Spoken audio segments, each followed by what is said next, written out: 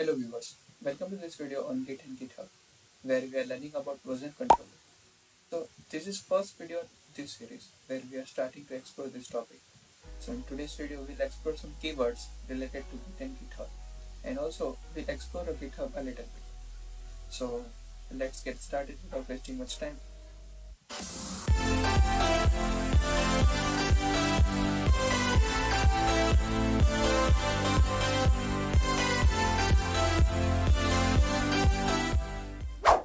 So first thing first, let's understand about some keywords. The first thing is Git itself. So Git, just search it on. So first thing first, which is Git itself. So Git is basically a software that is being used for version controlling. And now you might be wondering that, hey, what's the version controlling? So let me just search that only on Google. So basically, version controlling is tracking or you can say managing the code base of a software or any project, and you can say that it's practice of tracking changes in your software code. So Git actually helps you there, and Git will basically you can say it's open source and made by Linux. And yeah, that guy who made the Linux OS. Now, there are some keywords that you must be clear with before starting to work with the Git and GitHub. From all of them, let's first clear that with the what is a repository. So, in general terms, a repository, let's say search it out on Google. So, in general terms, repository means something that something to hold, and in terms of Git and GitHub, repository of your software code. And there are two things. The first is local repository and the second is remote repository. So the local repository is a copy of software code that is in local machine of the developer, and remote repository means a copy of software code that is hosted online on servers or something like let's say GitHub or Bitbucket and Gitbucket, or let's say there are plenty of other softwares also. So now let's make a repository on GitHub so that you can be clear with the steps and get familiar. So let me just close all these tabs that we just searched it on Google, and now let's say this is my GitHub profile. Basically you can see this URL, you can also view my profile and you can see plenty of details over here, right? Now, let's say you want to make your GitHub account, which is very much, or you can say simple, and anybody can do that, right? It's just like making a social media account. So you can just give your details like email address and create a password and get started with the GitHub account. And now, when you start your GitHub account, you might not see these kind of things, right? But there may be a profile page. And from your profile page, if you want, let's say you want to add a repository, then you can just click on this your repositories, and there are plenty of repositories that I have created till so far, and you might not find these kinds of listing over here, right? Because in your account you may have not created any of repository yet. I have 28 repositories currently. And let's say you now want to create a new repository, then you can see this kind of button, green button which says new. And if you click on that new button, you can find this tab which says create a new repository. And now there are plenty of things that you need to take care of before making a repository.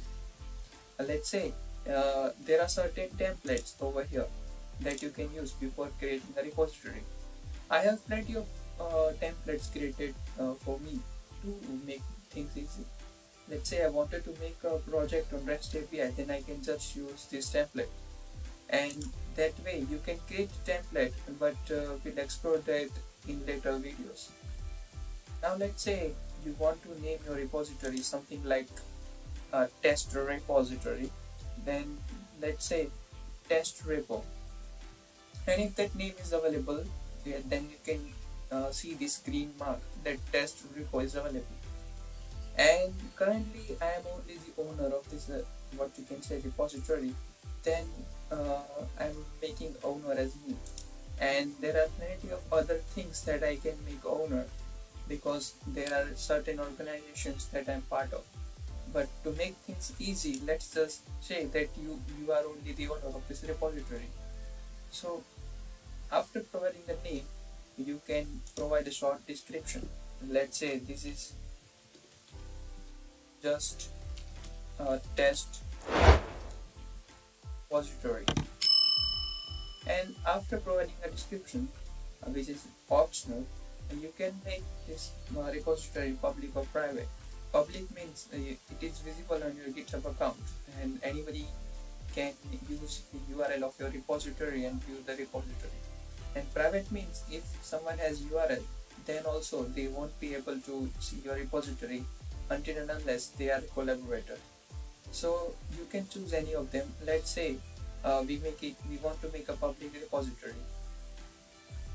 and after that you can add a readme file. So basically readme file is like a short description of your repository which will showcase on let's say it's a public repository and you have put some description of your project inside readme file, then it will be showcased when someone views your repository. That we see in a while, and generally it's a good practice that every repository should contain a readme file. So we are adding a readme file. There are plenty of other files also, just like GitHub, but we are not what you can say currently seeing about GitHub file. We'll explore that in next videos. Then there is a license file also, that also we'll explore in some other video. Now let's say this setup is done, you are good to go with creating a repository. So we just need to hit this green button which says create repository, and once you click this button, your test repository will be created. And consider, and you can see this file readme.md, which is markdown file, and the preview of that file is visible inside your repository. So basically that's a readme file, and this is what you can say, this is the preview of that readme file. And that's how you can create a repository. There are plenty of other things that you can do over here. There are certain tabs that you can explore by yourself.